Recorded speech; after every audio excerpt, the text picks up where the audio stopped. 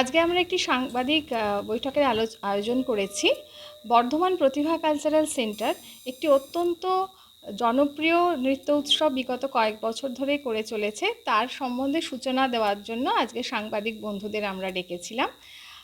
বর্ধমান প্রতিভা cultural centre গত 3 বছর ধরে একটি আন্তর্জাতিক নৃত্য উৎসবের আয়োজন করেছে। এখানে এখনও পর্যন্ত ভারতবর্ষের বিভিন্ন নৃত্যশিল্পীরা তাদের নিজস্ব নাচের ঘরানা নিয়ে উপস্থিত হয়েছেন এবং আপামর বর্ধমানবাসীকে আনন্দ প্রদান করেছেন এবং ভারতীয় নৃত্যকলা সাংস্কৃতিক জগৎ কত উন্নত, কত পরিপুষ্ট সেটার প্রকাশ করেছে।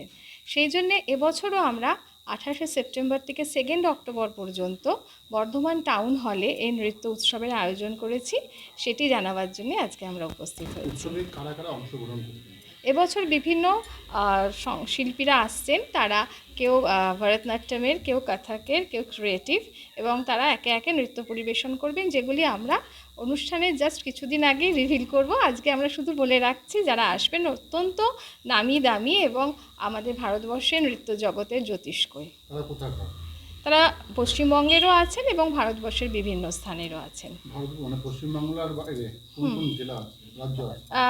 ভুবনেশ্বরের আছেন, মানে উড়িষ্যার আছেন, দিল্লির আছেন, বিভিন্ন স্থানের রয়েছেন। তাদের নামগুলো আমরা এই মুহূর্তে রিভিল করছি না, আমরা ওটা সারপ্রাইজ রাখছি। আমরা ঠিক অনুষ্ঠানের আগে আগে সেগুলো জানিয়ে দেবো। 5 দিনে 5 জন বিখ্যাত নৃত্যশিল্পীকে আমরা বলেছি।